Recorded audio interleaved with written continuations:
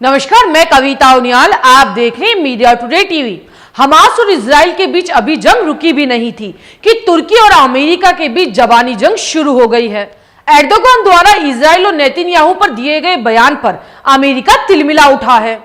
America ने तुर्की की राष्ट्रपति की टिप्पणी को यहूदी विरोधी टिप्पणी करार दिया है। अमेरिका ने कहा है कि हम राष्ट्रपति एर्दोगान और तुर्की के अन्य नेताओं से अपील करते हैं कि वो भड़काऊ बयानों से परहेज करें, जिससे हिंसा और भी भड़क सकती है। हम तुर्की से आह्वान करते हैं कि वो संघर्ष खत्म करने के लिए अमेरिका के साथ मिलकर काम करे। यहूदी विरोधी भाषा का कहीं कोई स्थान नहीं है। अमेरिका किसी भी रूप में यहूदी विरोध को खत्म करने के लिए गहराई से प्रतिबद्ध है, जिसके जवाब में एर्दोगान ने और तगड़ा पलटवार करते हुए अमेरिका को अड़े हाथों लिया है। क्या है पूरा मामला, हम आपको विस्तार से बताएंगे। अगर आपको न्यूज अच्छी लगे तो न्यूज को लाइक करें। अगर आप हमारे चैनल पर नए हैं तो हमारे मीडिया टुडे टीवी चैनल का सब्सक्राइब करें और हाँ, बेल आइकन को जरूर प्रेस करें ताकि मेरी न्यूज सबसे पहले आप तक पहुंचे। अमेरिका द्वारा लगाए गए आरोपों पर एर्दोगान ने अमेरिका को जमकर खरी खोटी सुनाई है। उन्होंने कहा है कि फलस्तीन में एडवांस टेक्नोलॉजी और भारी हथियारों का इस्तेमाल करके सैकड़ों बेकसूरों को, जिसमें ज्यादातर महिलाएं और बच्चे शामिल हैं, उन पर बम बरसाए जा रहे हैं। और आप हमें बता रहे हैं कि एर्दोगान को किस तरह बोलना चाहिए। हम बोलेंगे, जोर से बोलेंगे। जहां कहीं भी जुल्म होगा हम उसका पुरजोर विरोध करेंगे। अगर जुल्म का विरोध करने और सताए हुए लोगों की हिफाजत करने के लिए हमें भारी कीमत भी चुकानी पड़ेगी तो हम इससे पीछे नहीं हटेंगे। एर्दोगान ने आगे कहा कि यरूशलेम, गाजा, फलस्तीन के दूसरे शहरों में सिर्फ बच्चे नहीं मारे जा रहे, इंसानियत का कत्लेआम किया जा रहा है। अंतरराष्ट्रीय संगठन और वो देश जो दुनिया को लोकतंत्र और मानवता का लेक्चर देते फिरते हैं,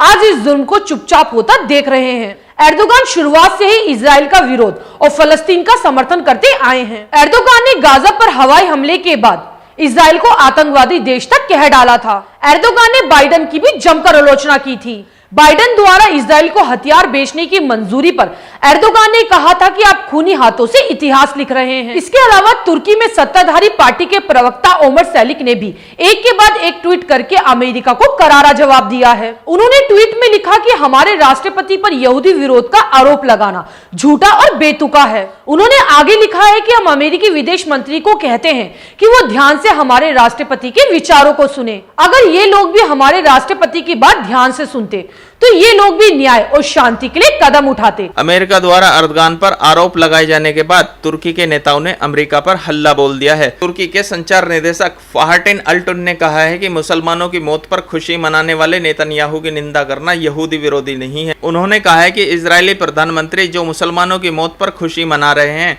उसके बारे में बोलना यहूदी विरोधी नहीं है। यह इजरायली नेताओं की मानसिकता का घिनौना सच है। उन्होंने अमेरिका पर पाखंडी होने का आरोप लगाते हुए कहा है कि हम अपने राष्ट्रपति के शब्दों को गलत तरीके से पेश करने की कोशिश को पूरी तरह से ठुकराते हैं। साथ ही उन्होंने जोर देकर कहा है कि हमारे साहसी और मुखर नेता के संघर्ष को यहूदी विरोधी बताकर कीचड़ उछालना बेहद खतरनाक है। यह इजराइल द्वारा इंसानियत के खिलाफ किए जा रहे अपराधों से दुनिया का ध्यान हटाने के लिए कायरतापूर्ण एक बयान है। अब मिलेंगे अगली खबर के साथ। आपको मेरी ये न्यूज कैसी लगे मुझे कमेंट करके जरूर बताएं। शुक्रिया।